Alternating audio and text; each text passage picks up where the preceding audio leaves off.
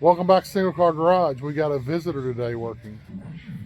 My daughter is recovering her 64 Pontiac seats. So first thing you got to do is take all the fabric off. That means taking all the hog rings off, and that's what she's working on. So she'll get all them off, get all the fabric off, clean up the frame. We'll probably paint the frame with a rust encapsulator. And then she will start putting all the interior back together. Fun. What you want to do is lay out your upholstery so it'll heat up. And if you've got a vehicle to lay it on, because your metal underneath will heat up and you got the sun on the outside, about an hour, it'll be ready to put on. Once she had all the fabric off, what she did was spray the metal with a encapsulator, which will cause rust. If you don't do that, when your seat's in, a little bit of rust and stuff falls down. It's not a big deal, you know, if you ever it's only a big deal if you ever take your interior out again. But it's just a good way of cleaning it up. And when we do stuff, we like to clean it up as well as possible before we complete the job. So there it is, sprayed with encapsulator, and now she's waiting for everything to warm up where she can start putting on her burlap, her padding, and her vinyl. Next step, everything's already cleaned up. Putting the burlap on. Burlap's put on to protect your padding from working through on your springs.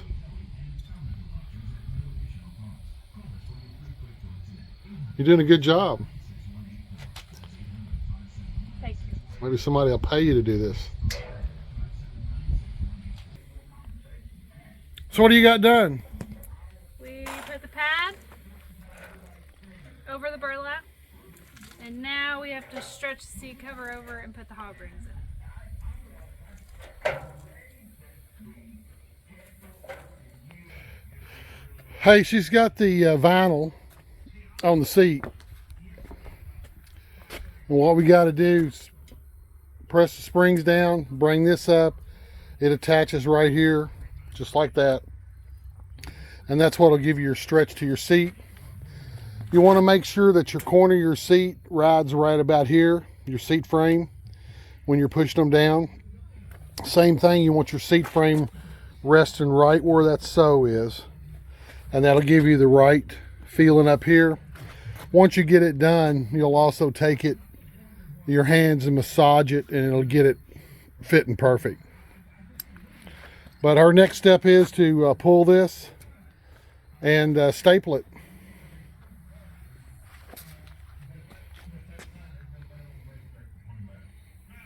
And then that part will be done. Okay, she's got these seats finished. They're sitting out here sunning right now.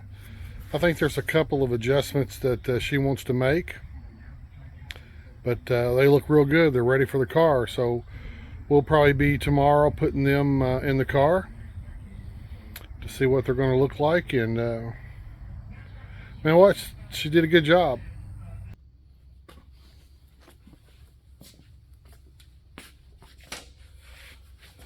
Well, hey, those seats look pretty good. She did a good job. It's not the first time she's done upholstery work. Most of our cars we buy the kits versus taking them out to an upholstery place. They look good. They look like original. I mean, that car came with black vinyl, and that's what's in it. And that's kind of one of the trademarks of all the cars that we've built. We've put the original interior back in most of them. And sometimes we've made a tweak on it to change something.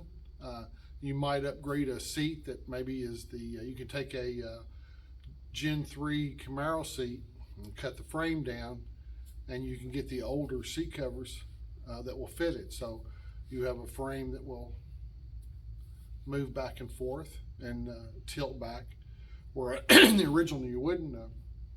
In her GTO that she's working on, her front seats are going to be custom.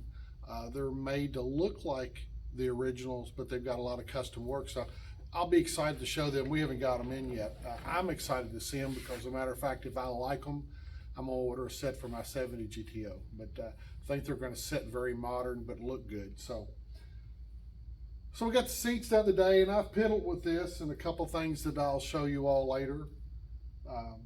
But I've been thinking about the door panels. I found the bumpers for the hood, so I've got all that. I'm still missing a piece that I need in order to get my hood on it, but my neighbor has that, and I think he'll be open tomorrow, so I'll have that. And just piddling. I've got to take this, I got to cut this and take it out. I've got to take these buckets off because they've got the wrong parts in them to make them work right. And I need to see him because he knows everything about these cars, and I've evidently am missing some parts to make it work and work right. But I want to get that working and working right, and then kind of move back. And I think I shared with you earlier that probably interior is going to be my last. I'll probably get carpet down, and I'm probably going to work on the doors to see what I like and what I don't like. But we've got